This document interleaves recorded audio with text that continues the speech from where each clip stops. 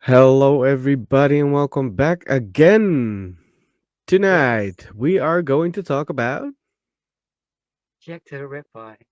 Yeah, Yes. everyone has known the story about Jack the Ripper, conspiracy theory or not. There are many movies made about Jack the Ripper. Um, a few conspiracy theories is that the killer was a royal with syphilis, and they talked about doctors, uh, even presumed to be a woman. And there were many names mentioned. I name a few, not all, because the list is very long, 30 names.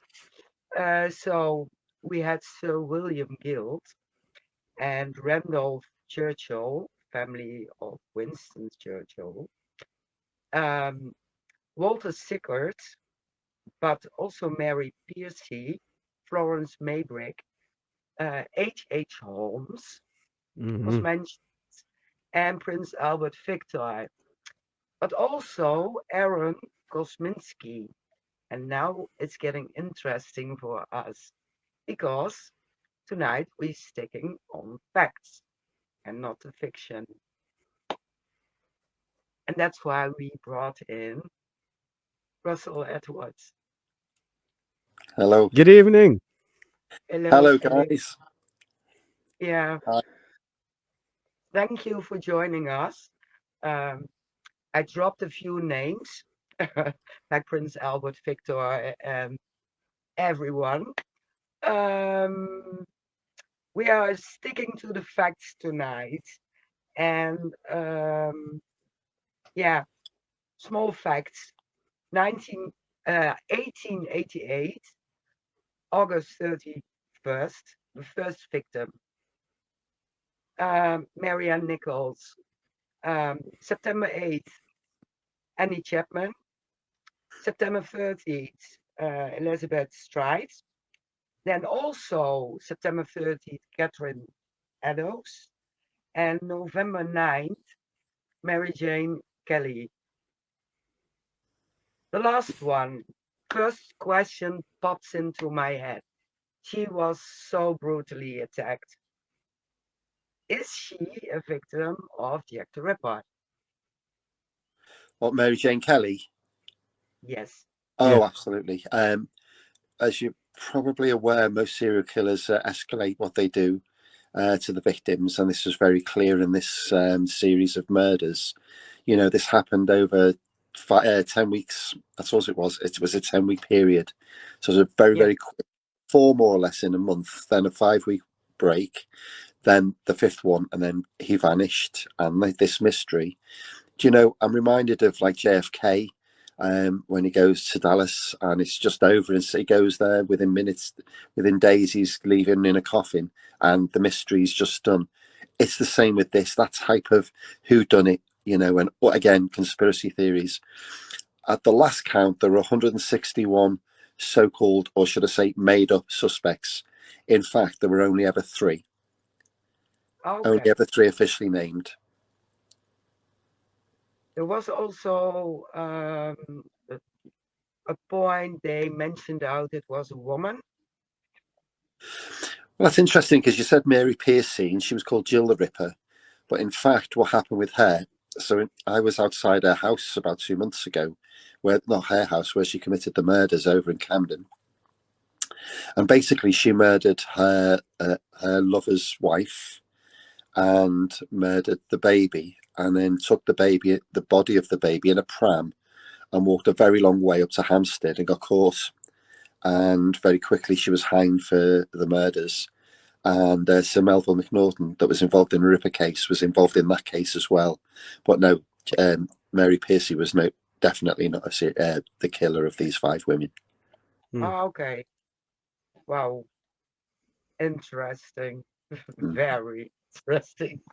Um, well, you jumped into the Jack the Ripper story.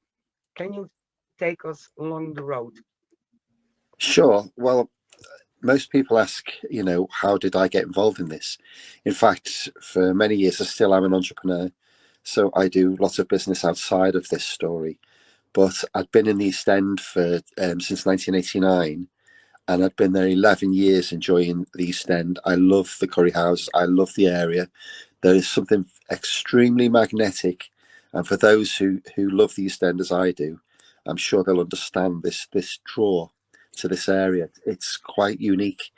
I feel very, I don't know about other people, but I feel very displaced in other parts of London. And I do feel East End's my spiritual home.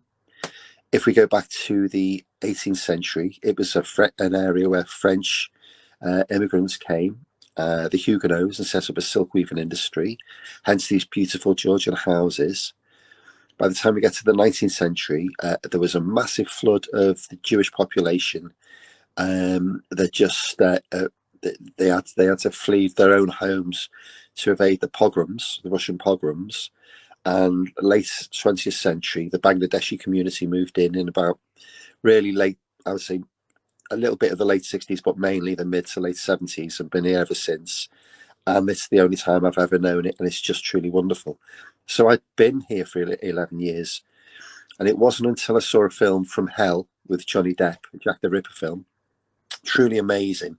A great Yeah, depiction of Sir William Gull, again, the Queen's physician in his 70s. He'd already had two strokes, clearly not the Ripper, but a great story all the same.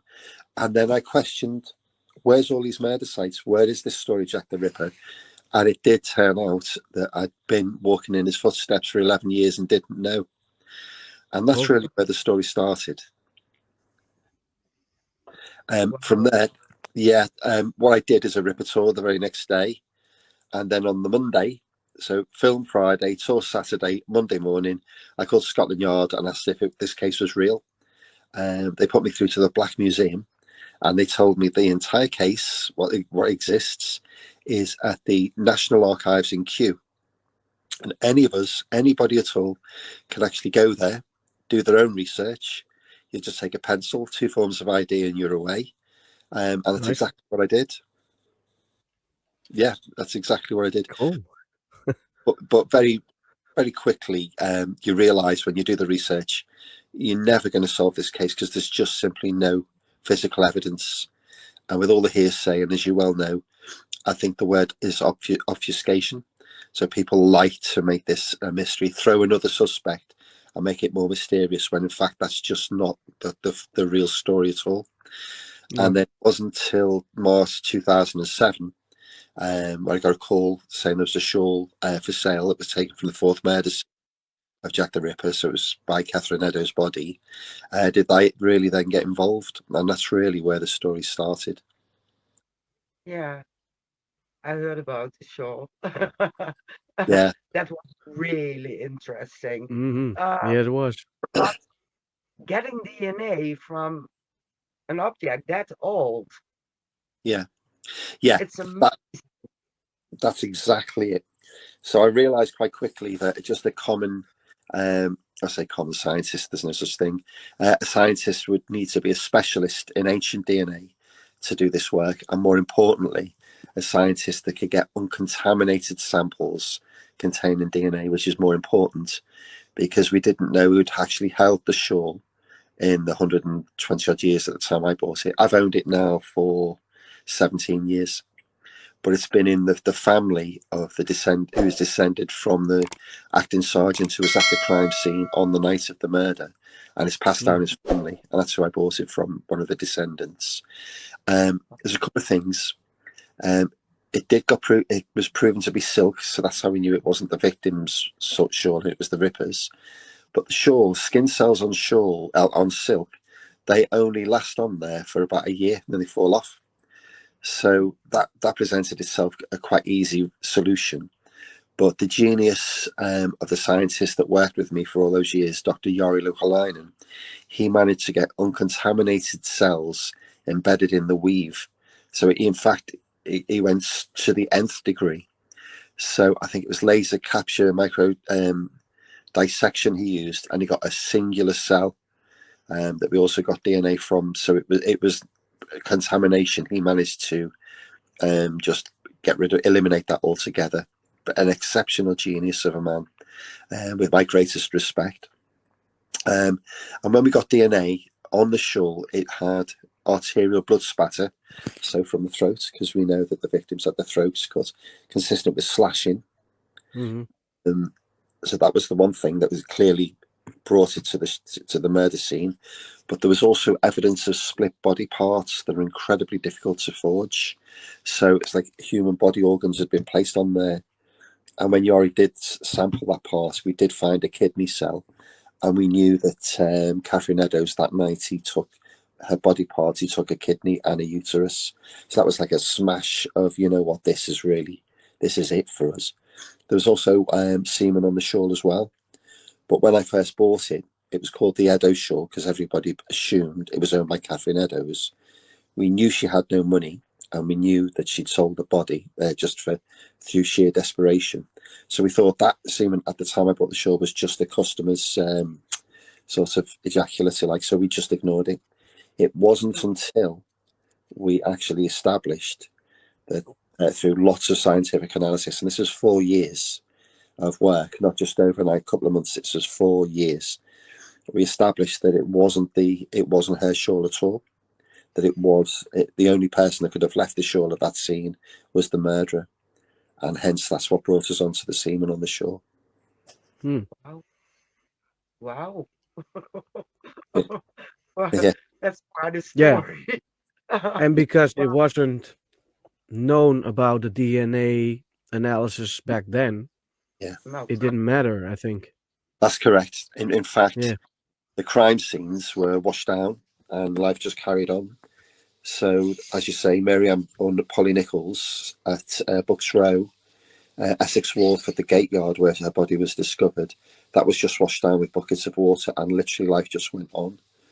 I only posted yesterday the crime scene of the fifth murder victim, which for me is still the most horrendous and horrific crime scene photo ever. John McCarthy, who basically owned that room, he washed it down, cleaned down the mattress, which, if you see the atrocities he did to Mary, it's beyond belief. And he just rented the room out again, whitewashed the walls, and you can still see the blood stains underneath. So this was Wow. just, and all the clothes were burnt. You know, all the clothes were burnt. So we're exceptionally lucky, specifically me, that the shawl was asked. Amos Simpson asked if he could take it, and they allowed him to take it. Mm. And many people don't believe what Wikipedia. Remember, anybody can write on Wikipedia, and they do. So don't believe everything you read. We know that the shawl was taken literally home to his wife, who then passed it on to their niece Eliza and down the family tree. But that's the only piece of physical evidence that exists directly linking to the murder. Wow. Wow. Yeah. I have nothing Makes it else all to the say. more mysterious. Yeah, yeah. Well, I've been on it for 24 years. It seems to be the mystery for everybody is out there. I do find with people very much putting on their own ideas of who the suspect is on my page. This is a case of education. Mm-hmm. It's this is what this is. It's always been known who he was. He was actually named and identified not long after after he committed the murders. And the fact is, just people refuse to believe it. So if you read a book, it's people's opinion or their version of the truth. If you Mhm. watch a documentary, most documentaries on the Ripper are take a name out of a hat and make everything fit. And the most comical one for me is H.H. Holmes. You would Yeah. have had to have an intimate knowledge of Whitechapel and Spitalfields at the time to avoid capture. H.H. Holmes certainly would have had the time to do that. You would have had an intimate knowledge of the area. He certainly Yeah. didn't. Buffalo Bill was No. in London, I think, at the time. I'm surprised he wasn't named as a suspect. Or wherever you guys live, if there's a murder 50 miles away from you, you could be a suspect. That's how ridiculous this actually became. And I do Yeah. remember Budget asking me to take part. And I said, why? We've already solved who it is. So he's the descendant of H.H. Holmes. And it's just, people just want to believe because they just don't know the truth. No. And Exactly. all these years, that's what I've provided. Yeah. Yeah. Yeah. Sam says it was normal back then. Plus, they sold everything, even the body, if they could. Yeah.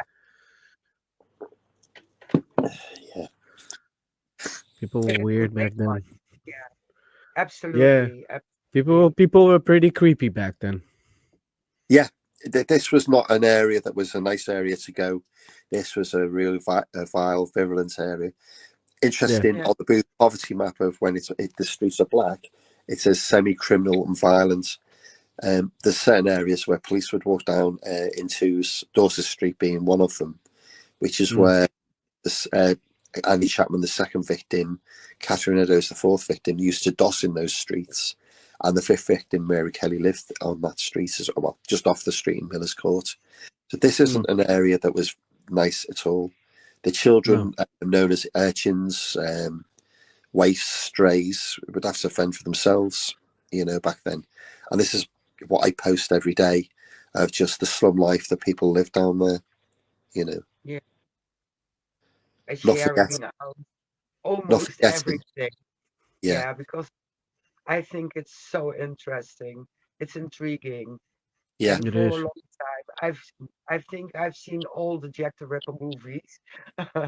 And yeah, so all these suspects, and you dive into it and into it again and again and again. And yeah, then you hear, yes, we have a new suspect, and watching again. yeah, So I was intrigued the first moment I saw a post about naming Jack the Ripper. But fantastic. you you had the DNA and you didn't know who it was. How did that search go? Well, no, it's the other way around. We knew who it was because what happened was when I decided to buy the shawl, I had to find a reason. And I knew it had been in Scotland Yard's Crime Museum all through the 90s. So I called the curator of the Black Museum and he said he didn't believe it was real, but, go and do your own research. And it was the pattern on the shawl that really is the key to this story. The pattern on the shawl is Michaelmas daisies. Now, Michaelmas is an Eastern Orthodox Christian celebration and Western Christian celebration celebrated on two specific dates of the year. That's the 29th of September and the 8th of November. And those are the nights he went out and he murdered 3 of his 5 victims. So it's directly linked.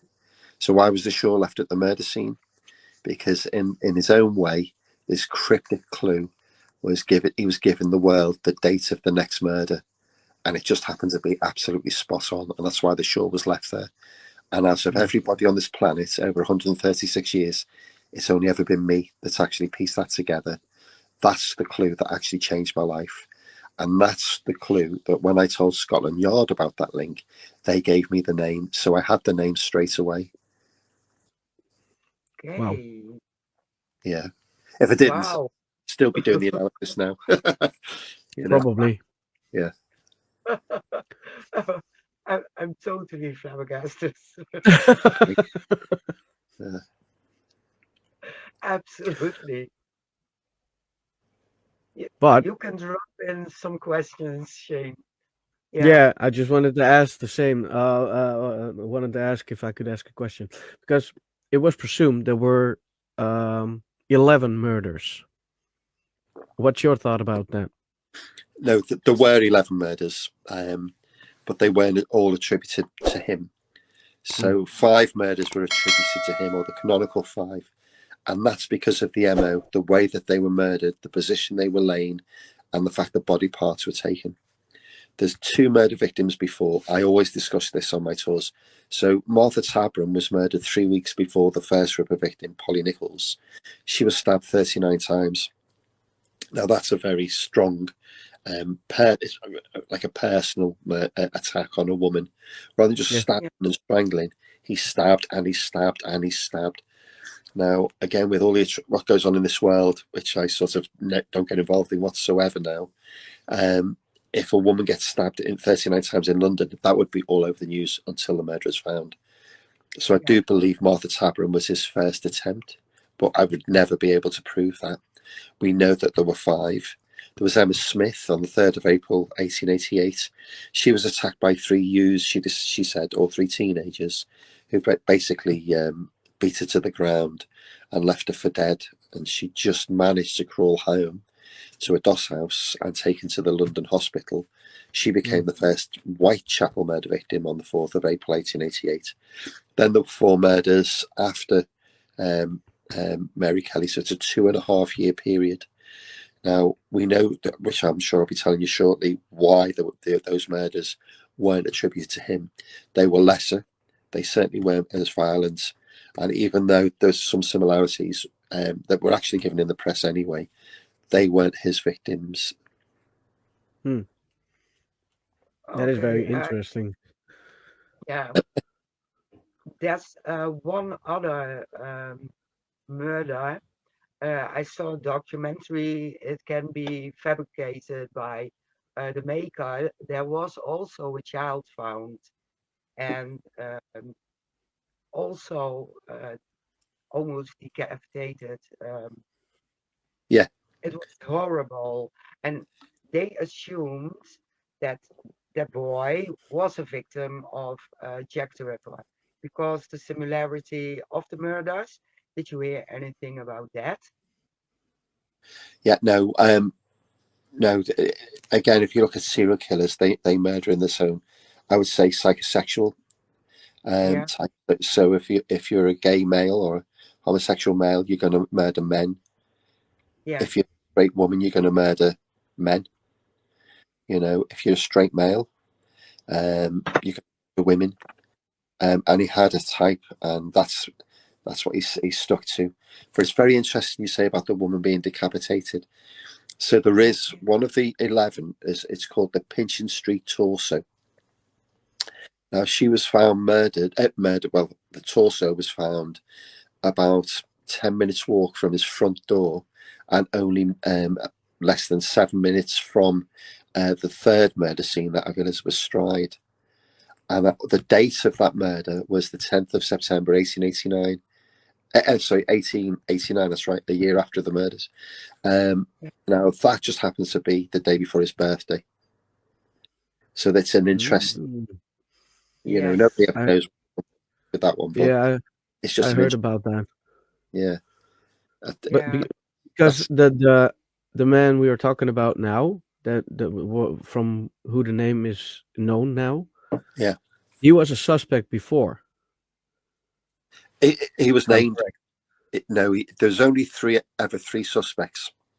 Yeah, and he was named. I think it was February 1891 with the Macnaghten Memorandum. So the 3 were Michael Ostrog, Montague John Druitt, and only the surname Kosminski. Montague John Druitt only because he was found dead in the Thames this month in 1888. In fact, only yesterday his brother was told about his disappearance in 1888. That's the only link. But he was dismissed from an all-boys private school, and I think that's something to do with why he committed suicide. Michael Ostrog, on the other hand, and this is the strange why Michael Ostrog was named, because even though Ostrog came from a village just north of where Kosminski came from, he was in his 50s, and he was also incarcerated at the time of one of the murders. So it's so strange that he was even named. Exactly. it says strong homicidal tendencies, a bitter hatred for women. Yeah. 1 + 1 equals. Exactly. Yeah. Most definitely. Sometimes. Absolutely. Yeah. I forgot what I was. She did some questions. Now I lost it. I'll just make it up. Normally it's the other way around. Yeah, Normally I Yeah. could just go figure out some questions. I'm like, oh, we have this one, that one. Now she did some Yeah. question. I have to like, where are we? I lost it. It's Yeah. like a quiz It now. popped up. They I feel just like I'm in popped up. school now. Yeah. You talk, because now I'm lost. Okay. So Okay. well, the biggest question is, or one of the big questions, never mind. Yeah. The name Jack the Ripper. Why Jack the Ripper? Because if that name was never created, we certainly wouldn't be sitting here. There were about 8 and 10. There were a series of very brutal murders, just as equally as violent and awful, in the Ratcliffe Highway, where 2 families were butchered. Actually, now, this time of year, right now, nearly 200 years ago. And that guy was just Matthews, I think his name was. He was found. He hanged himself in prison before he was hanged officially, and then he was buried in a crossway at the Ratcliffe Highway, Cannon Street, north, I think it is. And they put a stake through his heart, so his body couldn't leave. And if his soul ever came up on a crossroads, it couldn't go. His soul would not know which way to go, north, south, east, or west. We get to Jack the Ripper, the Dear Boss letter that was received by the Central News Agency on the 27th of September, 2 days before the double event, 1888, gives the name Jack the Ripper. That's what sensationalized this story. And because 2 women were murdered literally 2 days after, that name stuck. And that's what really fueled this story. Again, it was the press that did this. And lo and behold, the person that wrote that Dear Boss letter, written in Reading, by the way, turned out to be an enterprising journalist. It wasn't even written by the murderer. So it was the press fueling the story. And sensation. Still, even here we are, 136 years after the fact, we're still talking about it. Yeah. Yeah. Plus, the press is still having his hands in the mysterious suspects. Yeah. I don't even know why to bother. You know, I put something on my page the other day.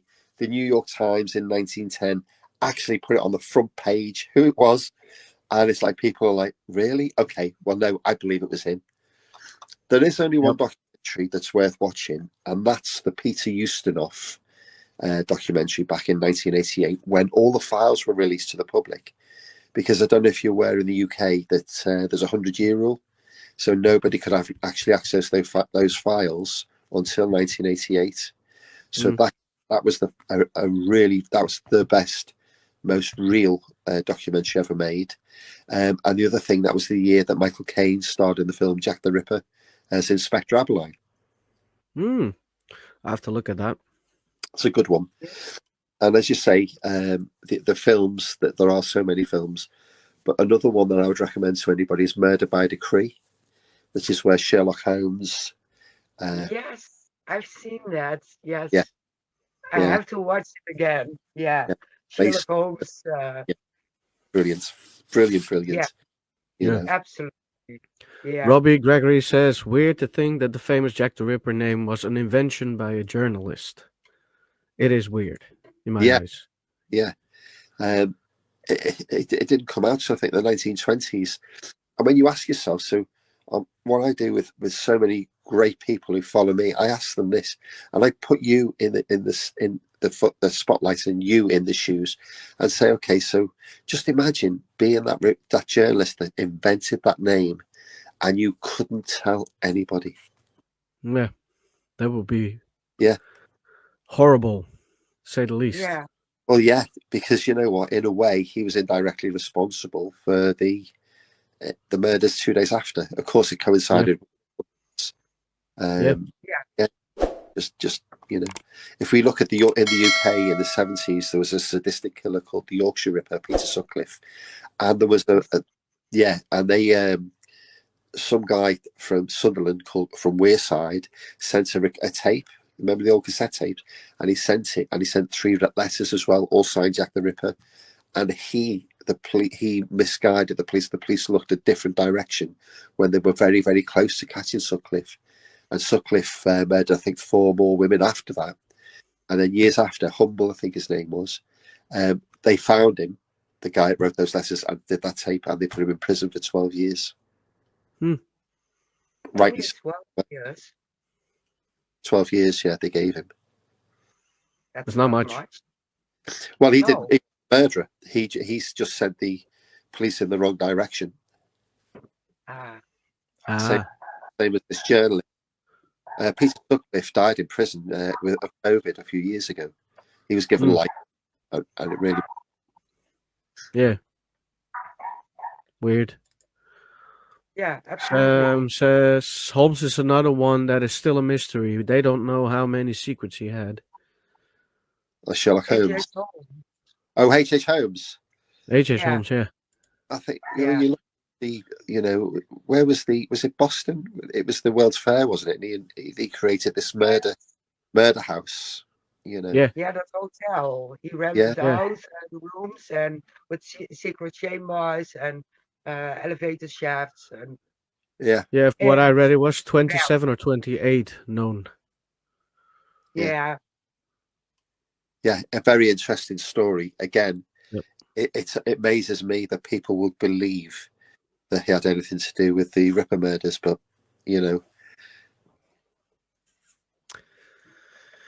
Some people, they think they know everything, and they want it to be true so they can unravel the mystery. Yeah, and it's quite funny to me. It does amuse me. Again, I think if you've walked in the footsteps of him, or you've done what I've done over the last 24 years, you realise that if you think of a beach full of pebbles, I've turned over virtually every single one of those. And most people just watch, read a newspaper. Oh, it must be the Ripper. You turned over a pebble, and good luck to you. Yeah, we have a question. Why do you think it sticks with people? It still intrigues them. The mystery and the name. It's as simple as that. The romance of the Victorian era. These people wish they were in that time, but as I've had so much that it wasn't that pleasant. But people just think of that bygone era. There's this fantasy of Victorian London, again Sherlock Holmes and Charles Dickens, or that type of beautiful time in history. And I'm sure it was, a lot of it was, but a lot of it wasn't. And what we've got here is Whitechapel and Spitalfields in East London. That was the worst impoverished area to be. And there was 1 million people living in that in London at the time, and a third of them were poor in that area. So hundreds of thousands of people living in abject poverty. In the middle of all that, there was 1,100 prostitutes just in that it's a very small area. If you ever came over, and I'll take you round, you can I can point you to the pubs they were drinking. They're in eye shot of each other, the names, everything. It's all very, very small, which is, you could walk it in 20 minutes, the whole thing. Wow. Yeah. I've heard that you can do it in 20 minutes, but 1,100 prostitutes. Yeah, and about 68 brothels as well in that one very small area. Wow. So you've got all this going on, and then you've got the madman just set loose, upon inflicting just the worst atrocities. Any murders like this today, they'd be caught very quickly, obviously, but just how horrendous, how horrendous. And these were the days. So when we talk about the victims and we talk about the photographs, Mary, that's one of the very, very first ever crime scene photographs. That one. There was a guy called Dr. Thomas Bond who wrote one of the first ever criminal profiles. And if you ever read that profile, it fits our guy 100%. And it very much feels like he knew who it was, got the whole story, and then did the profile because it's exact. Okay. Yeah. Very interesting. Yeah, I do have to say I got intrigued when I found out my birth father was someone else as my own father. My Wow. name is Mary Jean, and my father's surname is Kelly. No way. Yes, God. absolutely. So I was 18 and we figured it out together. My mom, she loves horrors. And we watched our first Jack the Ripper movie together. And it stuck. It stuck because, oh my God, same name. I don't am a natural red hair, but I was born red. Wow. So yeah, that's why it stuck. And it's so intriguing. Yeah. She was from Ireland, from a place called Limerick. Yeah. I I wonder read it. It if was your I. Yeah. That's cool. yeah. You should do your family tree. You never know. Could be. I've done my family tree and we come from Switzerland. So nothing with Ireland. Oh, Yeah. now I Yeah. know why you say I am Switzerland when something happens. Yes. Now I understand. Davos. All right. Yeah, Davos. Davos. We're from Davos. I'm sorry. We Other. had a question from Robbie. Do you think Yeah. the killer pre-planned the murders, stalking stalking the victims, or they were opportunists spur the moment? Excellent question. I do ask this of my guys as well. Well, it's hard to say, but I would say he knew. I know for a fact that he went out on specific days. Don't know why he started. To be honest, don't know what spurred that on. That's a question that's been bugging me for years. Was he prepared? Was this haphazard? Was this happenstance? I don't think so. I think this guy was a very, very meticulous, I would say emotionally mature, not really. He dealt with this a lot more maturely than he's given credit. I say given credit for. Hmm. Only 23 when he did these murders, but to be honest, he got away and was never caught, and there was a huge police presence. Plus the vigilance committee walking these streets, he still evaded capture, and it was only through his family that he got caught anyway. So did he wear disguise? There's another one. So many eyewitnesses say, well, we saw him wearing this, we saw him wearing that. So that everyone assumes they're different people, but not really. It's Wearing a all the DS, same. they could all be the same guy. Yeah. Even on the night of the double events when he murdered two inside an hour, I've actually got a copy of that document. So Melville McNaughton, Donald Swanson, the head of one of the heads of the investigation, wrote the description of the witnesses, and between the third and fourth murders, that 3 of the 6 things were exactly the same. The only difference was he wore a red neckerchief on the second murder that night, that of Catherine Eddowes. So everyone thinks, oh no, he's different, he's a sailor. But would you go out in a disguise? I said, if you think about it, it does make sense. Yeah. So I do think he planned it. I know he planned the dates. Were the victims actually specifically chosen?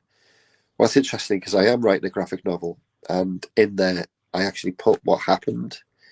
So Polly Nichols, the last words of Polly were, "Don't worry, I'll soon get my DOS money. See what a jolly bonnet I've got." She had a brand new black straw bonnet that nobody knew where it came from.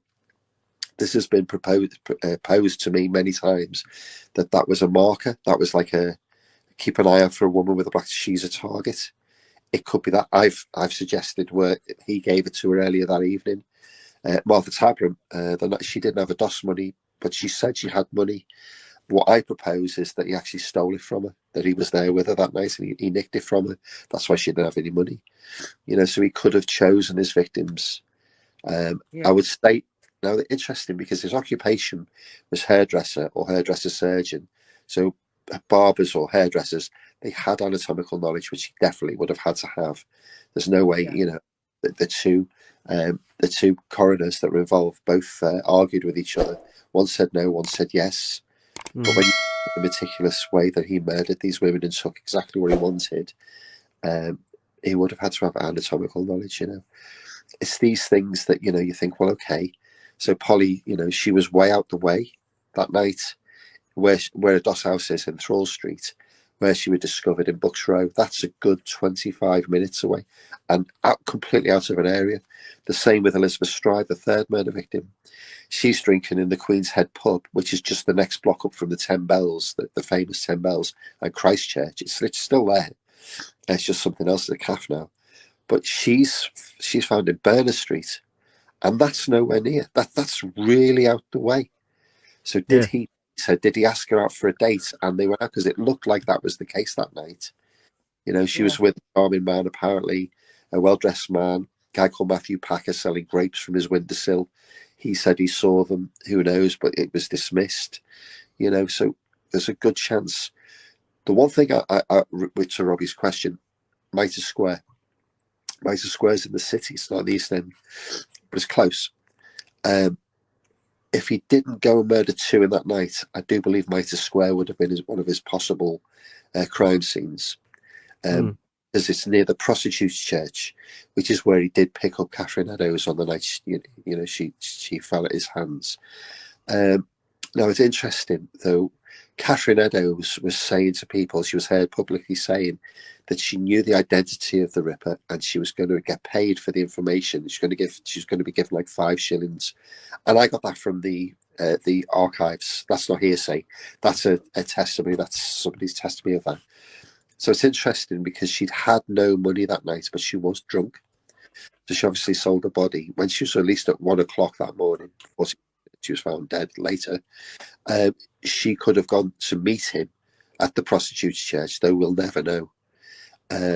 So she could have had that in mind, but taking that risk of her saying to somebody, oh, such and such and such and such, that could give a name and a description, would give the game away with him. Mary Kelly, the 5th victim, very much so. Mary Kelly, she was a victim because she had her own room. She didn't doss on a day-to-day existence for 4 pennies a night. She had her own room that she lived in. Now, because the police presence was so big, and because you just couldn't walk in Whitechapel without somebody shouting Jack the Ripper and everybody pouncing on you, he waited, and then he chose Mary Kelly specifically, which means he would have known her. He would have had the opportunity. And on the night that she was murdered, a guy called George Hutchinson, he came in about 3 days after, 11th of November 1888, so a good few days after the murder, and gave a statement saying he saw her with a very well-dressed man. And the guy looked very suspicious, and as he walked past him, he sort of gave him a really stern stare. And it's quite weird that George Hutchinson said he followed them, and when they went into her room, that he waited for half an hour. I think it's just plausible. It's just too fancy. I don't believe that at all. But that there is these things of, well, that's definitely Mary Kelly planned. Catherine Eddowes, a possibility. Elizabeth Stride, why is she out of her comfort zone? She's way out. Incidentally, where Berners Street is, the geography of it is, it's 500 yards from his front door where he lived. So we had to go out and murder. It was very dangerous for him to do that anyway, because he more likely get caught. He was seen, and that's the eyewitness who identified him for the police, that when he's trying to kill. So the great risk he took. And even when he murdered Elizabeth Stride, he was interrupted by a guy called Louis Deemschutz, who was bringing his horse and cart into the stable yard at Duffield's Yard. So he took great risks for a specific reason to murder on those dates. So Elizabeth Stride, that's the other one. And again, Polly, again, it's a good 25 minutes to Bucks Row from where she lived. And it's not really go for a customer. You'd go sort of where the pubs are. And the other thing that's not commonly known is the pubs were only closed 5 hours a day back then. So they were open a long time. Yeah. It's not like nowadays. Nowadays they're closed very early. Yeah. You want to go to London? They're not that early. London's still alive. How late do they close now in London? The clubs, they go to about 5:30 in the morning now. Normally I'm midnight. going to live in England. Yeah. We close at 2. 12, between 12. It depends on if they got a late license or not. Normally 12. Mind you, it's a long time since I go into pubs now. But Stupid rule. You mentioned the relatives of I think Jack the Ripper, right? Yeah, I know. Where the scarf came from. Yeah. The shawl came from there. Oh, not the relatives of Jack the Ripper, the relatives of the police officer or the sergeant that was there at the murder scene. Yeah, yeah. Of course I do. Yeah. How did you find it? The shawl. It was. How did you hear about it? My mum gave me a call one day. She knew that I love the East End, and I'd had a look at the Ripper case, and she said that the shawl was for in the press and was on the TV. That it was for sale, and that's how I found out. Cool. Yeah. Absolutely. Yeah. So I checked on Wikipedia here in the Netherlands, and there was a section about multiple letters from Jack the Ripper. Do you know anything about that? Because they done some investigation on the post stamps, and they found some DNA on the post stamps, and they were female. Yeah. So about 94 Ripper letters in total. They found a woman responsible for a lot of them and arrested her.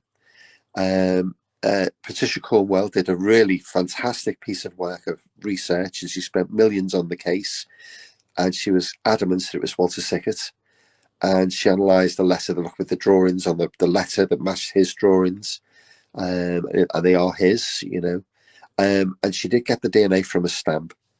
The things that 1 in 600,000 the chance it would have been him, by the way, but it wasn't him anyway. What we did is we analysed the same stamp, and it turned out to be female DNA. Back then, you give the letter, the postage woman would lick it for you, and she'd send it, not the man. So that's the first thing. The next thing is Walter Sickert wasn't in London at the time of the murders. He was in Paris, and he was in France. So he wasn't even in London. And of all the Ripper letters, which were all fake, there was only one that possibly, I'm just wondering, I've actually got it, possibly could be real, and that's the From Hell letter that was sent to George Lusk, head of the Vigilance Committee, on the 16th of October 1888 with half a kidney. It wasn't signed. Every other had, I think it was a homonym, is it? The ha had all that, because that was in the Dear Boss letter. But this letter was written in a specific way, and it wasn't signed Jack the Ripper. Okay, but a part of a kidney was sent with it. Yeah, horrendous. And we know that only weeks before, Catherine Eddowes had her kidney taken. And it says, I sent half the kidney, the other half I fried. It was very nice. It was horrendous, to be honest. Now, that kidney, they say that I think Catherine Eddowes was suffering with Bright's disease, and that kidney did have Bright's disease. And they said that the connective tissue to the kidney, to the body, they said that was the same length, but that I didn't research that myself. That's what I've heard. I do know the kidney was sent to Dr. Openshaw, who ran the museum at the Royal London Hospital, where the Elephant Man Joseph Merrick was, and they kept it there for years. So when I've done all the research in their archives, every single paper I've looked at, which eliminates another suspect, not even a suspect, a sailor. And they said, they destroyed it and got rid of it years ago, which seems odd to me, because it wouldn't bother them to keep it in freezer storage for today's date, when we could easily find out if it was hers or not. Yeah. That is odd. Yeah. But the second questions I get asked a lot is things like the Gilster Street graffiti. It was the chalk handwriting found at 3 o'clock on the night of the double event.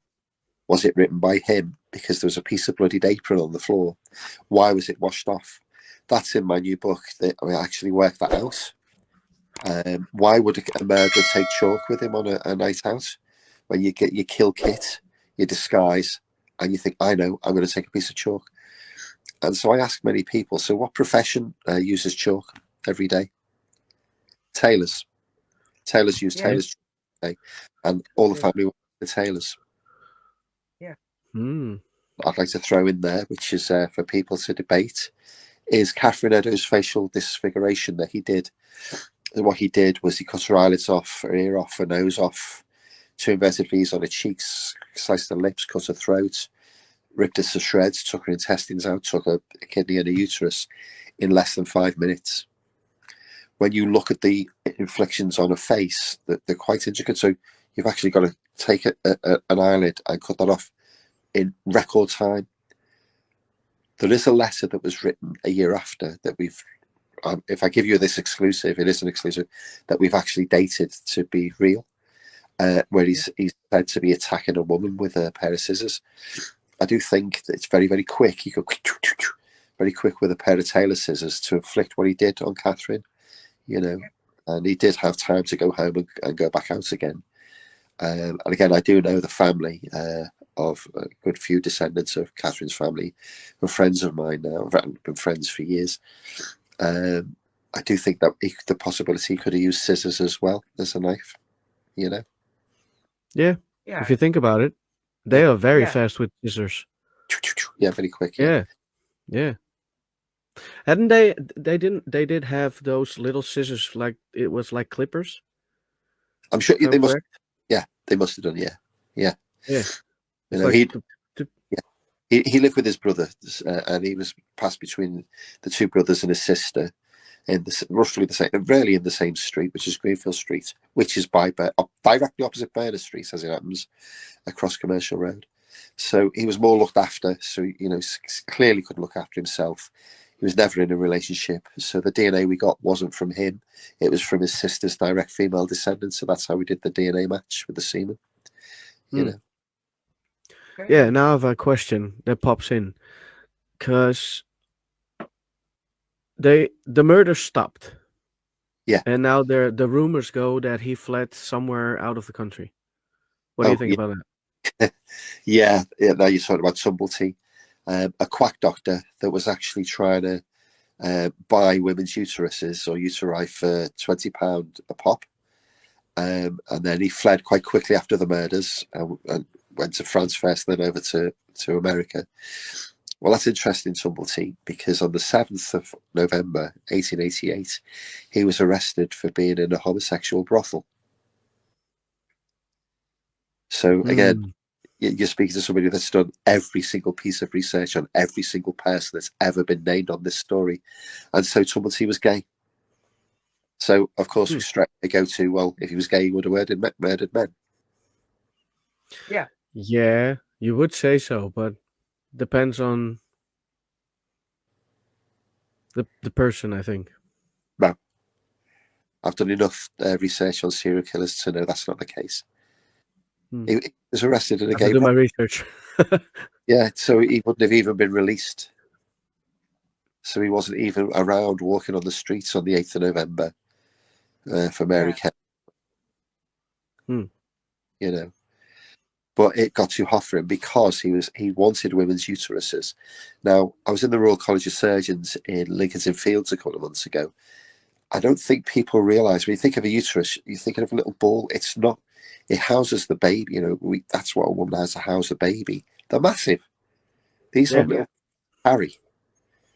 He took Annie Chapman's uterus. He took Catherine Eddowes' uterus. There was not much left of Mary Kelly to tell. But we know he took Kelly's heart when he left, which again, I'm so battle-hardened by this, even it still breaks my heart that he did this. But he took body parts. So I think the link to Tumblety really is to do with that. Then they say about copycat murders. They were, again, press fantasy. They weren't murders. It's interesting. If you actually do the research onto the chief of police over in New York, he said if the Ripper was over in America, they would have caught him straight away. So it's like an arrow shot straight through Abeline's heart. So no, that's just, there's some lines of inquiry, and as I say, 24 years of it. You know, I've literally explored every one of them. Tumblety is just a fictitious suspect, really, that came in a letter, a little child letter, that was sort of, I would say, sensationalized by another police officer called Stuart Evans. The guy I actually stood next to the day I bought the shawl. No, well, the day I was going to buy the shawl. You know, so no, Tumblety certainly wasn't the Ripper. Now, I wouldn't be saying this if I didn't have the DNA. If we didn't prove who it was conclusively through DNA, I would not be wasting my time with this at all. I'm just going on with my business life. But because I feel compelled and very, what's the word I'm looking for, invested in this story to tell the truth, then when people wake up and think, oh my God, this is just exactly what it is. And here's the one thing I get many times is, oh, the DNA at work was poo-pooed. It wasn't. It was peer reviewed by one of the top American journals in the world, and it was double blind peer reviewed. So we know that was conclusive. But I just brought a new book out, which is, again, that's gone through its own saga. It was released on October the 1st. We didn't actually, they sold out straight away. Again, Amazon, they sold out again. And all of a sudden, we didn't get books for another 6 weeks, and we had to change the front cover back to the original. I just kept quiet about it. I've never told anybody about that yet, but it's the new book. And again, all the hoo-ha in the background, you just think this story, it's I'll be honest with you, it's like running uphill in flip-flops. You know, I'm not bothered about convincing people that don't want to believe. I'm only interested in people that want to hear the truth, that's got the intellectual capacity to go, you know what, you're right. You know? Yeah, exactly. But it's the puzzle pieces that come together and it makes it a compelling story. Absolutely. And if you don't believe the puzzle pieces, then why try to make the puzzle? Well said. I like that. Yeah, sorry, it popped in my head. Sorry. That's right. I'm going to use Sometimes that. I have those things. Yeah, I'm definitely going to use that one. That's absolutely perfect, and that's exactly it. Credits. No, kidding. No, perfect. I really like that. Yeah. Sorry. Marvelous. Whatever happened to Eric?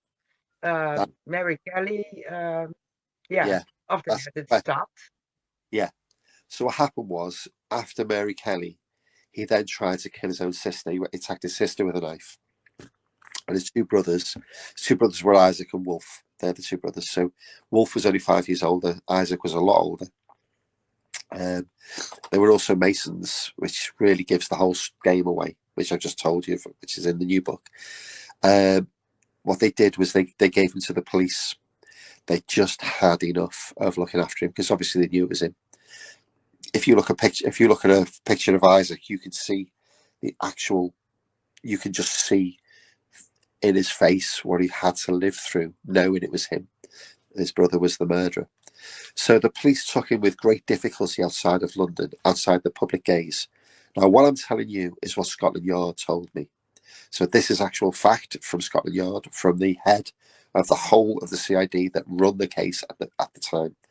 So they took him to a police seaside home called Clarendon Villas in Hove, which is by Brighton, which is on the south coast, which is just exquisite. Best place to be in the summer, in my opinion.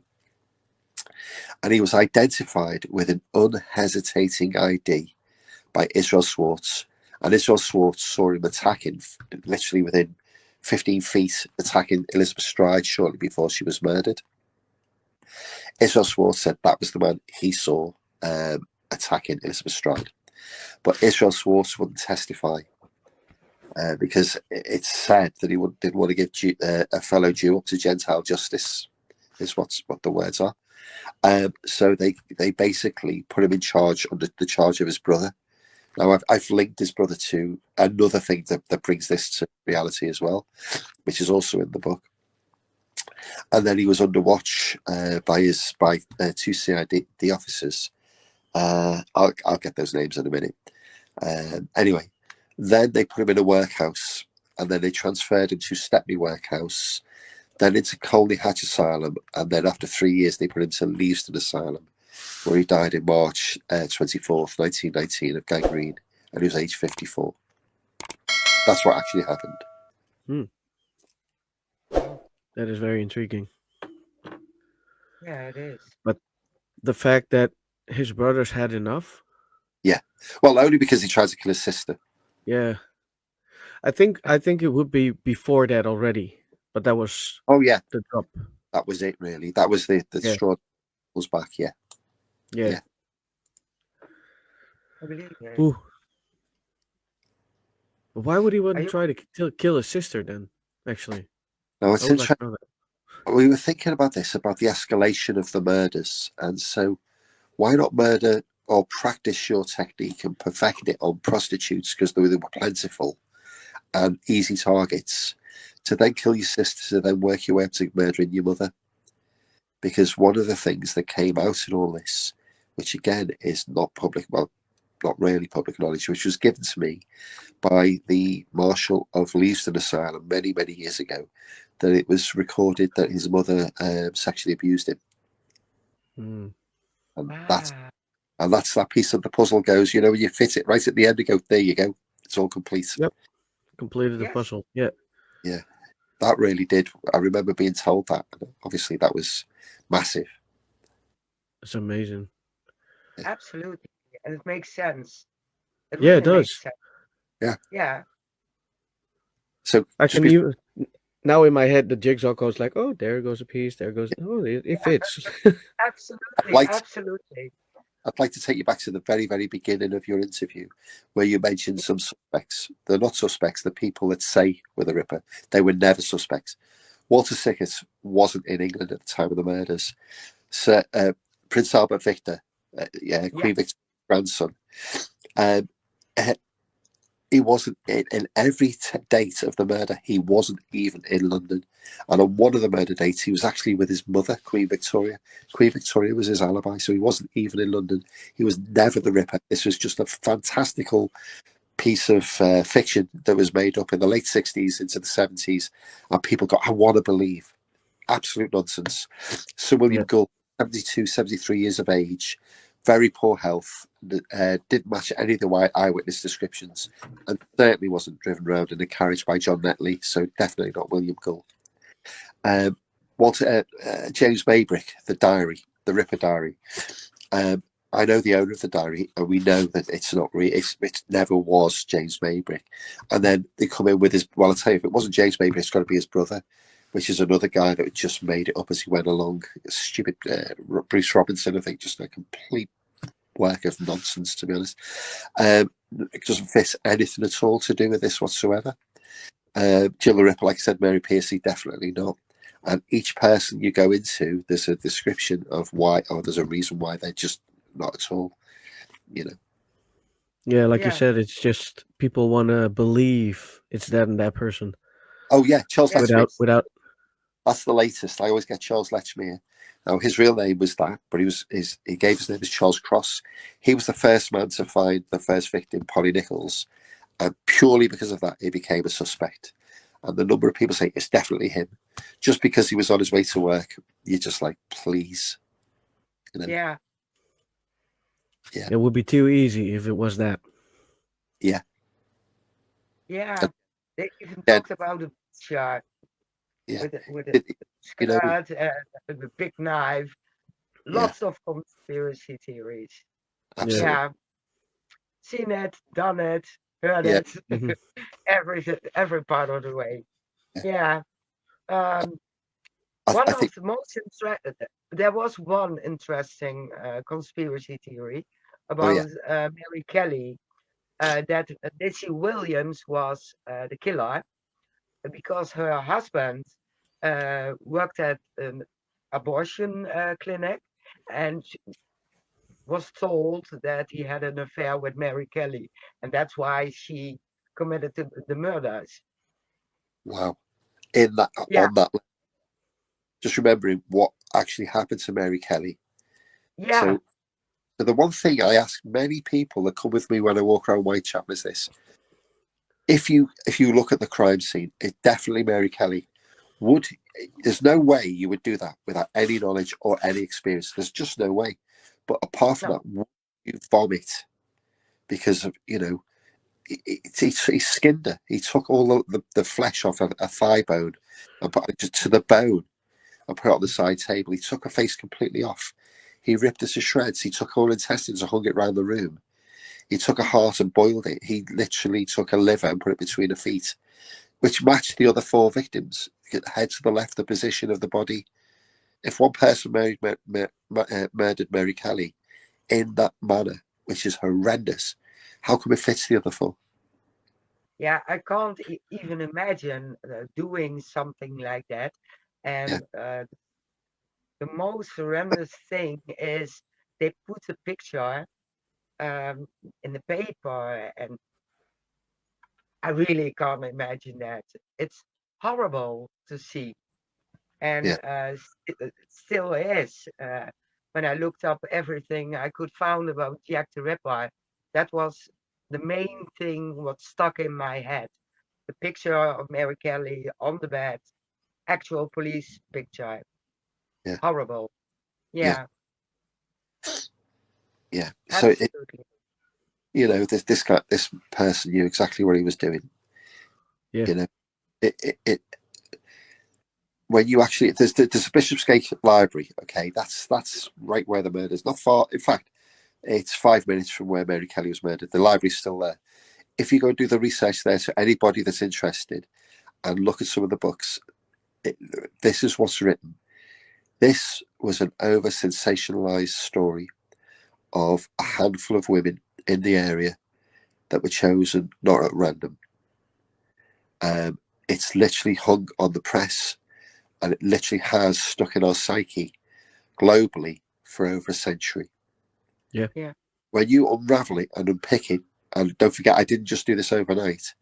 It was a simple story of a schizophrenic madman that was let loose over 10 weeks to murder these women. And he was Yeah. schizophrenic. He was clearly insane. The police knew they had him. The police arrested him. The police put him in prison, in an asylum. There is another reason for that, which is in the new book. And that's what happened. And he died in an asylum. To all Yeah. those people that want to make this a fantastical story, please do. But I haven't got the time of day for people like you. No, exactly. Your book, is it already out? Yeah, it was released on the 1st of October, but it's all fresh now. It's really out now. You can buy it on Amazon. Well, you can buy it from me at the jacktherippertour.co.uk if you want a signed copy. We do graphic novels, so we've got 3 issues. Issue 4 will be out next month. And that is the full story, the blow-by-blow account of the full story. Yeah. I really enjoy. The original book's out. It's like a collector's item now. I found out yesterday, if you want that book, you can get it from me for £20. If you go on Amazon, it's £150 because they're You. print now. Yeah, Wow. yeah. I do remember there was the Final Solution written in the 70s by, I say it was the Prince Albert of Royalty or whatever, Yeah. Stephen. And I think his books get fetching over £1,000. So if you get a signed copy from me, wait till I cork it. The book's value will go up considerably. It's Yeah. quite fun. I will be rich. But you can always see me on Facebook. I'm Russell Stephen Edwards with a PH. I'm on Yes. the Experience, which is the one that really gives the story. I'm on Twitter, TikTok, you name it, I'm on it. Instagram, Threads, the lot. But just look up Jack the Ripper. I'm sure you'll find me or my name. Oh yes. Yes. I've got you all over. I got you all over. I'm like a personal stalker. I just wanted I didn't say it this time. Normally I'm the one, watch out, she's a stalker, but Oh, I admit it. I admit it. If the name Jack the Ripper pops up, I'm hooked. Yeah. yeah, So I was sharing out the last couple of weeks, and I yep. will buy those books for sure. And sure. do you give the tours in Yeah. London, in Yes. Whitechapel? Public tours, Okay. private tours. So most people get very intimate stories. So most tours, in fact, all tours, they march you through the streets. They don't even stand in the right places half the time. I've heard it.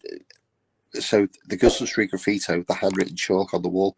I've heard a tour guide say that was spray painted, and you think these Yeah. tour guides are just reprehensible. Really, this needs to be regulated because they just make it up. Facial condition of Catherine Eddowes. Someone said he cuts a face off like this. I said, well, that's not true. So people aren't getting the full story with me. You don't just get the story; you get who he was. But I also take you through those streets and let you experience those streets the way they should. And I take my time. I don't just march you from one stop to the other. Yeah. So, yeah. And they're on my page. The website, thejacktherippatour.co.uk. Yeah. I am so going to start a bucket list because I have way too many things to do in England now. Yeah. I'm definitely going home. Yeah. Yeah. We have to do it. Yes, we do. Hi, Scott. Hi, Scott. Nice for you. You have a new buyer because my wife wants to buy it. Your books. Yeah. The definitive reveal. Yeah, you can just buy from me. It certainly won't cost you 150 quid. That's for sure. Yeah. Yeah. So I actually unravel the Guston Street graffito, this mystery that's been there since the night of the 29th of September 1888.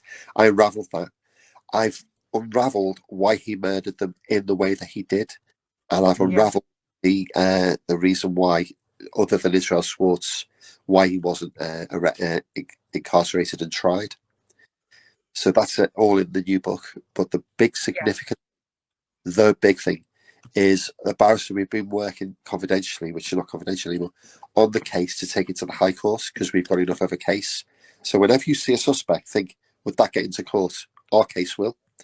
And the barrister, which was just phenomenal, has stated this officially.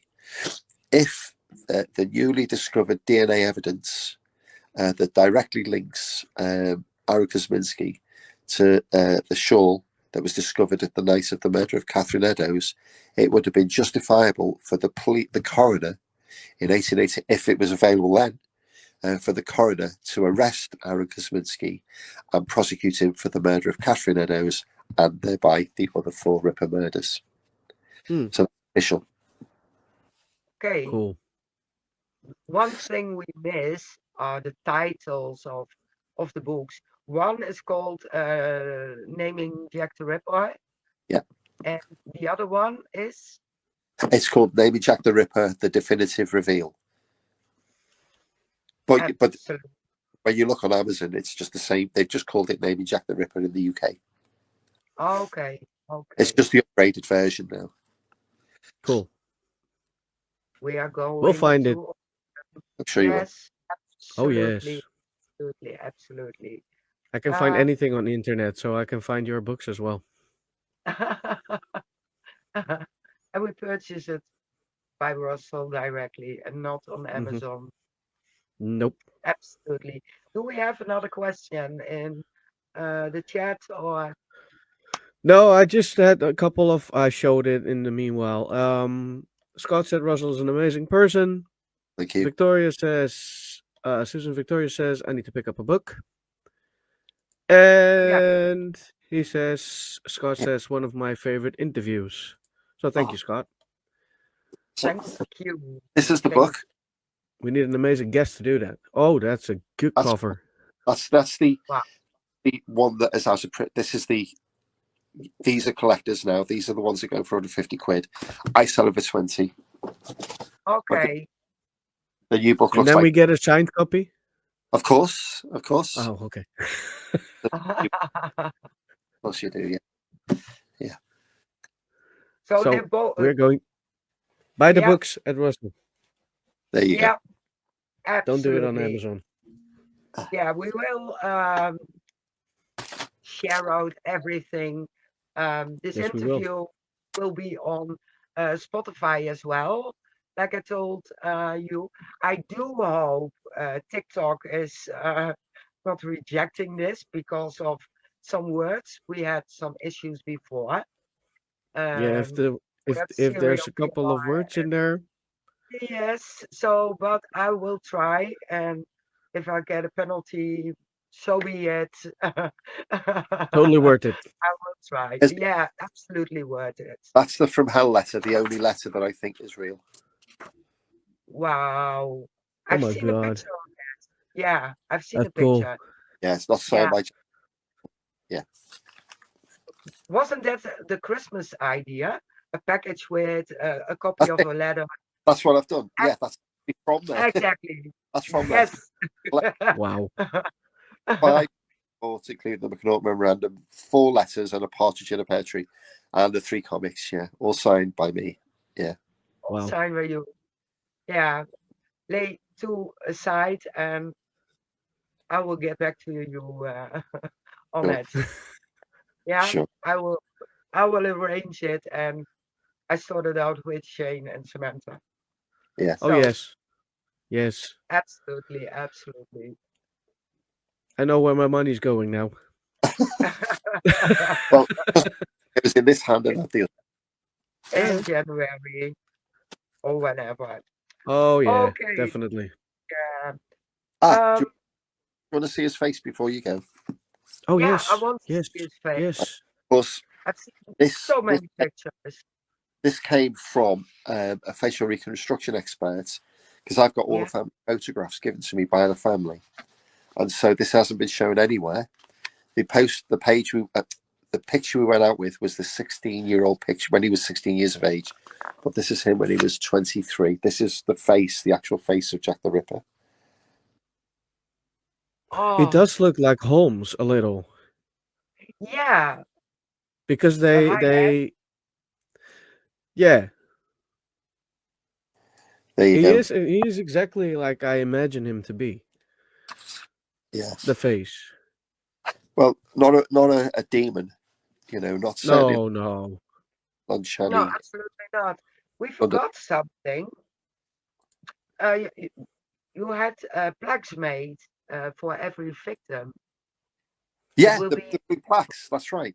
Now that's yes. yeah. That's so the original blue plaque for Catherine Eddowes. I unveiled that where she lived in Merridale Street, in Wolverhampton, many years ago with the Wolverhampton Society. Amazing honour, and I felt it's now the time. Now we know it's him. It's just him. And if all those people that don't believe, just please get on with yourself, whatever you want to do. But we've solved this. So we thought it was the right time to pay tribute, which should be made to the victims. So these Yeah. tours, a lot of these tours just, I would say, rape Whitechapel. They take the money and they run, and they make a lot of money. He's gone. Oh No. No. His internet is down, I think. oh no. He was Um, almost at the end of the story. yeah. I hope he's Well, going to I come know back. he's trying to come back. I think so. I don't see anything yet, but Okay, we keep our eyes open. But I know he has plaques for every victim, and they all yeah. look alike. And there's the name on it, and I think the birth date and the day they were killed by Jack the Ripper. Well, he's And gone now. I yeah, hope he's going to try to get back in, but if he doesn't, then probably some internet trouble yeah, because he grabbed his phone and then it was completely gone. absolutely. I do have the pictures, I think. I have to check where. Uh, Let me because check. I did my homework on this one. Jack the Ripper. Let me see. Let me see. I'm a, ah Did you find it? yes, I found Oh, the you clicked it plaques. away. Oh, 5 of them were made Oh, by nice. him. Yeah, and let me see. Yes, Yeah, Annie Chapman, and Chapman, Elizabeth Elizabeth, Stride, Catherine Catherine, Eddowes. Yes. And and Mary Mary Jane. Jane. Yes. Very nice. So Ah, he's back. that's what I forgot. That was what I Ah, forgot. Sorry. there you are again. You know what I say to people? Don't call me because I'm doing a live interview. And the first thing people do is, I know, I'll call him right now. Sorry about that. Sorry about that. So yeah. What Yeah, I we just say, Always. showed them. the blue plaques. That's right. So basically, Yes. it's now time to pay tribute to the victims. This is what this story is about. And Yeah. they highlight the plight of these women and the poverty of East End at that time. This is the first ever attack on women in history, Yeah. just purely women. And it's never been really properly, we want to solve this. Not solve it. We want it to be officially solved, to say, this is over. This is what we want. Because too many people are making the money on the backs of these women that were butchered by a man. So that's exactly. the plaques will come out. They'll be made on. They're finished on Monday. They'll be collected, and then we're going to unveil them in March next year. Now in the spring. Now it wasn't just me. Paul is an amazingly gifted artist called Ants at Keep It Street. He designed the plaques, and each flower on the plaque has a certain meaning. Wisdom, grace, honesty, purity, hope. Each one has a significance, and Edelweiss is one of them, which is my favourite song with my son from The Sound of Music. And they've been made by a guy called Robin Lumley at Lumley Designs in Wolverhampton, actually round the corner from where Catherine Eddowes grew up, was born, sorry. And we're doing another thing that we're keeping confidential at the moment, but it's going to be very significant. And if it goes well, I'm sure it'll go well. We're basically turning the tide on this murderer, because I did go and visit. If you go visit the graves, which is an enormous, great respect thing for me to do, he's buried only 2 miles away, so he's only like within spitting distance, if you like, and it feels like he's still got a hold. We want to change that. And that's the significance. And it's Ant's design on the plaques, and it's Ant's creation that we're going to be giving. And we're putting the face on this, what we're going to be doing. And that's coming out. Hopefully, we'll try and get it done in February, but we're going to do it when it's warmer, because we want to do a big unveiling. We want to promote it the correct way. We want the right people there. And we want to send this message that this story of Jack the Ripper is finally over, which has taken me another 10 years to actually prove not just beyond all reason, but I did that 10 years ago. You'd have to be really stupid to ignore the facts of what we've got now. Yeah, exactly. Yeah, that's marvelous. So you have to put money aside, Shane. So if it's going to be in March, we take the train and we be there in a couple of hours. We can be there while revealing the plaques and go back the same day. You know what? I've actually asked Prince William to come and unveil them. Okay. You have? I haven't heard back yet. Wow, I haven't heard back. wow. Because he discusses and supports the plight of the homeless. So do I. Yeah. We're doing something for charity for the homeless, for this, and for abused women as well. Two things very big for me. And yes, and obviously I've not heard back from him yet because he's a busy man. But also the families are going to be there at the unveiling, so you'll see the families of the victims. It's such a proud moment. It's sort of, I didn't realize it'd come this far when I bought the shawl. I just thought I'd prove it was there at the scene of the crime. That's all I ever started out. Here I am trying to change history in another way now, to actually stop this nonsense of Jack the Ripper, which is a nonsense. Jack the Ripper's a letter written by a journalist, nothing to do with the murder. Everybody's connected it to the murder, and that's what we want to do. We want to put the world right, and it's about time. Yeah, it is. Absolutely. Yeah, totally agree. Yeah. Oh. So, a job good done. Well done. Very nice. I'm very stoked. Yeah, I'm glad it's finally finished. The mystery is actually completely over now. 10 years ago, it just took another 10 years to get everything to convince people, how just blinkered they are from they've believed over the years. Yeah. You know. Yeah. Definitely. So the people, Yeah. Dr. Yorilu Halainen, I would have not been able to do this without him. Karen Miller, the direct female descendants of Catherine Eddowes, who gave me a DNA in the first place. The descendants of the direct female descendants of Kosminski's sister. The Kosminski family, who I know several of, who have all been very supportive. All the other families that I know, even families descended from eyewitnesses, I know as well. So I thank all of those people and so many people on social media who really do support me. And it's those people that keep me going. Yeah, better. You're very interesting. Yeah. Absolutely. Yeah, I think so. Yeah. Yeah, it is. For sure that they all cooperated, and um, we're here for them. Yes. Yeah. And I Uh, need to save up money because now we have to go there. yes, you Be more do. than welcome. I actually don't. I live 4 hours drive away, so it's I Okay. only ever do tours on Saturdays. You know, it's the only one day I'll do them. You know, I've done 35 in London, and now I live in a beautiful part of the world that's a nicer pace for me. You know. Yeah. Lot quieter. Oh, I have solved another unsolved true crime in the UK. It's under wraps. It caused a big furore 2 years ago.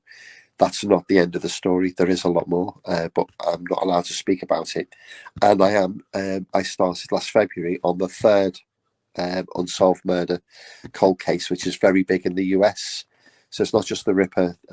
Even though that I support this very strongly, I've done another one, and I've got a third one on its way. Woo. Okay. As soon as it comes out, are you coming back to tell us about it? Yeah, of course I will. Of course I will. We're at documentary stage at the moment, if that helps. Okay, okay. Very interesting. Sam And states, very yeah, beautiful to see what you're doing for the victims. They always get forgotten. that exactly. In fact, this whole story's been glorifying a murderer. This is what's happened. The murder, Yep. and in most cases, you can name serial killers, but could you name any of the victims? John Wayne Gacy, Exactly. one victim from John Wayne Gacy. Could you name one victim of Ted Bundy? Just one. You know, Yeah, Peter. Um, Over here, Dennis Nilsson in the 80s murdered lots of men, about 17 men he murdered, and then buried him under his floor, buried some of them under the floorboards, and flushed the body parts down the flesh down the toilet, which is how he got caught. You know, could you name one murder victim? But you can remember the names of the murderers. Yeah. Eileen, yeah, name one victim from Eileen Warnos, female serial killer. The other one is Edwin Kemper.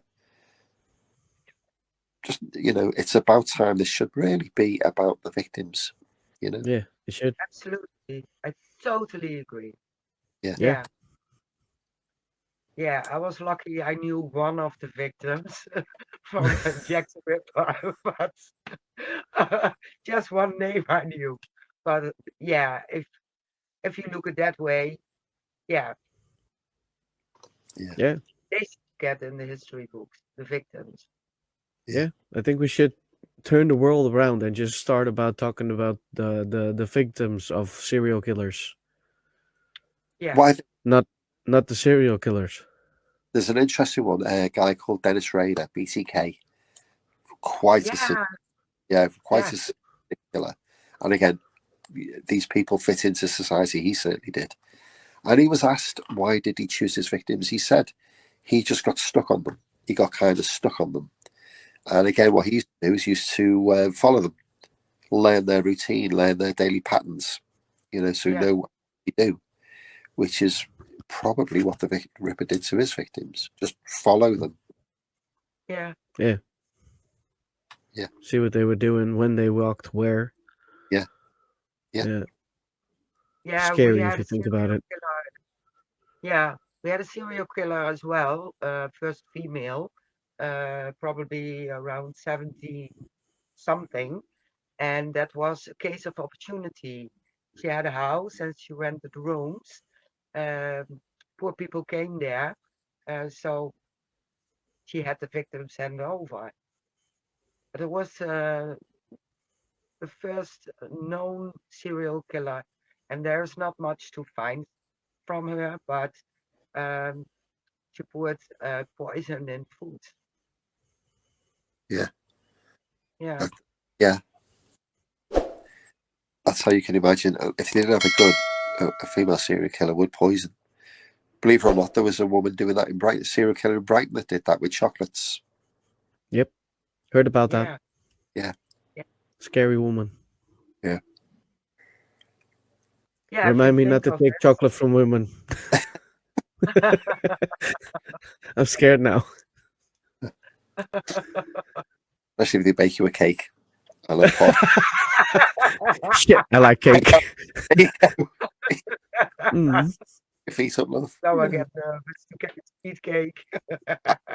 Away if there's a coffin in the living room. Oh, But yeah. yeah, exactly. Yeah. Yeah. We came to the end. Yep. Oh, Samantha is stating something again. Social media is still Praising the praising. murderers. Yes. Yeah. Yes, Yeah. they do. Yeah, it's Oh no. sensation. Susan, don't start with me.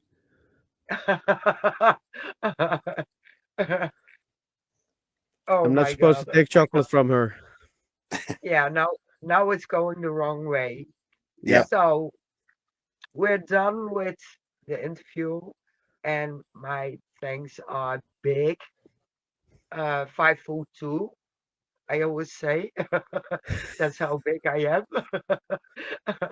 So it was a blast and so interesting. And for sure, I'm going to order those 2 Christmas buckets. It won't be here for Christmas, but it will be coming this way. Yes. And yeah, you may close it down, Shane. Thank you very Yes. Well, much. thank you very much, Russell, Thank you. for joining us. It was a very, like she said, very interesting story, and I know much more about the Jack the Ripper case than I did before. Because unlike Mary, I am not very good at serial killer stories. But I do find it very intriguing, especially the mysteries, and the mystery is solved. So Yeah. thank you for sharing that with us, and thank you for sharing the things you do for the victims and the families, because it is very intriguing to me, and I think the rest of the viewers as well. So keep up the good job, definitely, Thank you so much. Thank you. and good luck on the upcoming cold cases, Thank you. because we would like to know what happened with that as well in the end.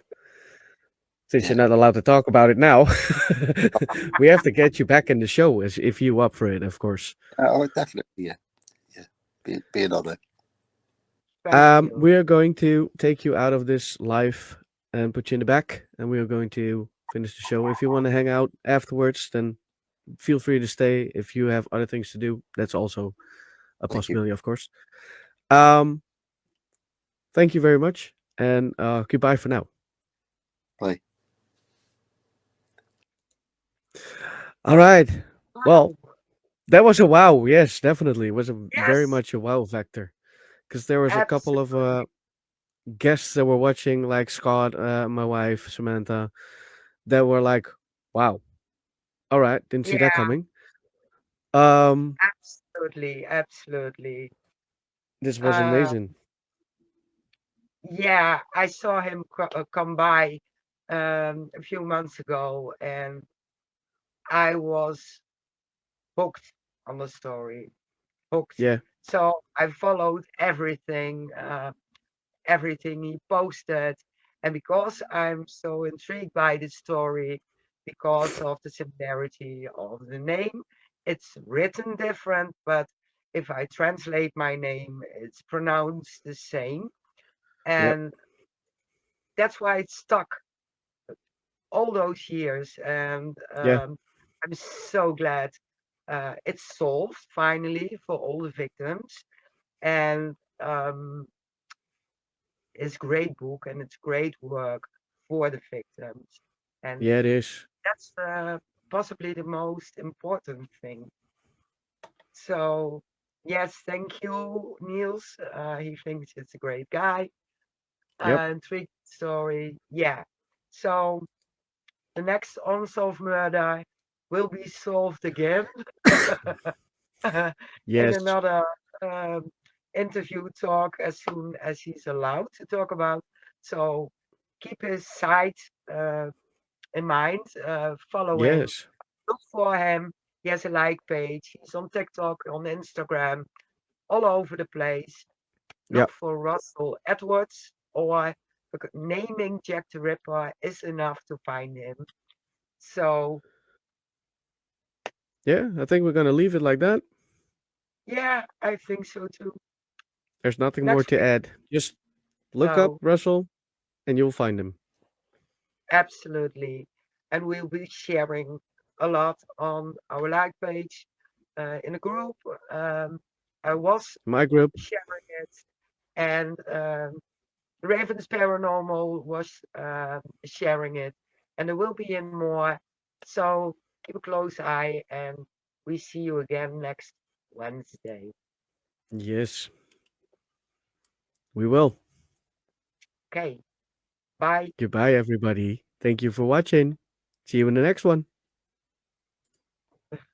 Thanks for watching. We hope you liked the video. If you did, don't forget to like and subscribe.